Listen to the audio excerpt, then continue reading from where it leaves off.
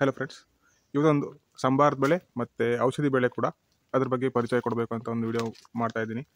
So ಇದು ಮಲೆನಾಡಿನಲ್ಲಿ ಸ್ವಲ್ಪ ಇದು ವೆರಿ ಕಾಮನ್ ಬೆಳೆ ಅಂತಲೇ ಹೇಳ್ಬೋದು. ಬಟ್ ಇದನ್ನು ಯಾರು ಕಮರ್ಷಿಯಲ್ ಆಗಿ ಬೆಳೆಯಲ್ಲ, ಬಟ್ ನಾರ್ಮಲಿ ಮನೆ ಯೂಸ್ಗೆ ಅಂತ ಸ್ವಲ್ಪ ಔಷಧಿಗೋಸ್ಕರ ಅಂತ ಬೆಳೀತಾರೆ. ಇದು ಬೇರೆ ಯಾವುದೂ ಅಲ್ಲ, ಇದು ನಮ್ಮ ಕಾಳುಮೆಣಸಿನ ಜಾತಿಗೆ ಸೇರಿದ ಹಿಪ್ಪಲಿ ಗಿಡ. ಈ ಹಿಪ್ಪಲಿ ಗಿಡದಲ್ಲಿ 3-4 ವೆರೈಟಿ ಇದೆ.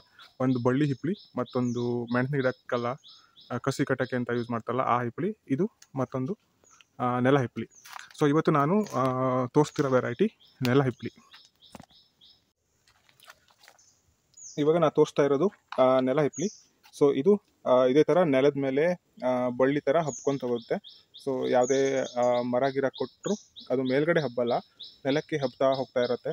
ಸೊ ಇದು ಹಬ್ಬಿದ ಮೇಲೆ 1 ವರ್ಷದಲ್ಲಿ 2 ಟೈಮ್ಸ್ ಬರ್ತಾ ಇರುತ್ತೆ ಇದ್ರ ಬೆಳೆ. ಅಂದರೆ ಕಂಟಿನ್ಯೂಸ್ ಬರ್ತಾ ಇರುತ್ತೆ, ಬಟ್ ಸ್ವಲ್ಪ ಕಡಿಮೆ ಕ್ವಾಂಟಿಟಿಯಲ್ಲಿ ಬರುತ್ತೆ. ಸೊ ಇದಕ್ಕೆ ಹಿಪ್ಪಲಿ ಅಂತ ಹೇಳೋದು. ಸೊ ಇದನ್ನು ಒಣಸಿ ಔಷಧಿಯಾಗಿ ನಾವು ಯೂಸ್ ಮಾಡ್ಬೋದು. ಸೊ ಇದು ತುಂಬ ಶಕ್ತಿವರ್ಧಕ ಕೂಡ, ಮತ್ತು ಥಂಡಿ, ಜ್ವರ, ಕೆಮ್ಮು ಎಲ್ಲದಕ್ಕೂ ಕಷಾಯ ಮಾಡಿಬಿಟ್ಟು ಇದನ್ನು ಯೂಸ್ ಮಾಡ್ತಾರೆ. ಸೊ ಇದನ್ನು ಮಾರ್ಕೆಟಲ್ಲಿ ಕೂಡ ಇದನ್ನು ಒಳ್ಳೆ ಪ್ರೈಸ್ ಇದೆ.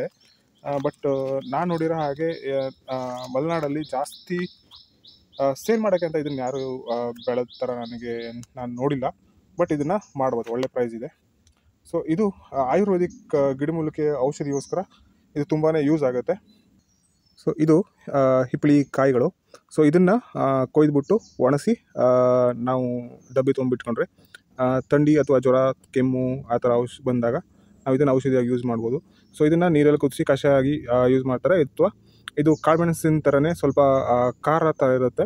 ಸೊ ಇದನ್ನು ಡೈರೆಕ್ಟಾಗಿ ಬಾಯಲ್ಲಿ ಇಟ್ಕೊಂಡು ರಸ ನುಂಗಿದ್ರು ಕೆಮ್ಮೆಲ್ಲ ಕಡಿಮೆ ಆಗುತ್ತೆ. ಸೊ ಇದನ್ನು ಗಿಡ ಮಾಡಬೇಕಂದ್ರೆ ಇದು ತುಂಬಾ ಈಸಿ. ಸೊ ಈ ಥರ ಒಂದು ಹೆಣೆನ ಕಟ್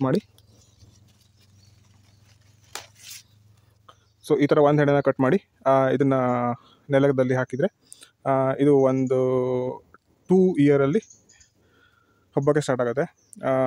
ಇದು ನಾನು ಒಂದು 4 ವರ್ಷ ಆಯಿತು, ಒಂದು 4 ಹೆಣೆ ಇದೇ ಥರ ತಗೊಂಡಿಟ್ಟಿರೋದು. ಸೊ ಇಷ್ಟು ದೊಡ್ಡ ಜಾಗಕ್ಕೆ ಇದು ಹಬ್ಕೊಂಡಿದೆ. ಸುಮಾರು ಇದರಲ್ಲಿ ನಾನು ವರ್ಷದಲ್ಲಿ ಪೂರ್ತಿ ಸರಿಯಾಗಿ ಕೊಯ್ದರೆ ಒಂದು ಅರ್ಧ kg ಸಿಗುತ್ತೆ ಇದರಲ್ಲಿ.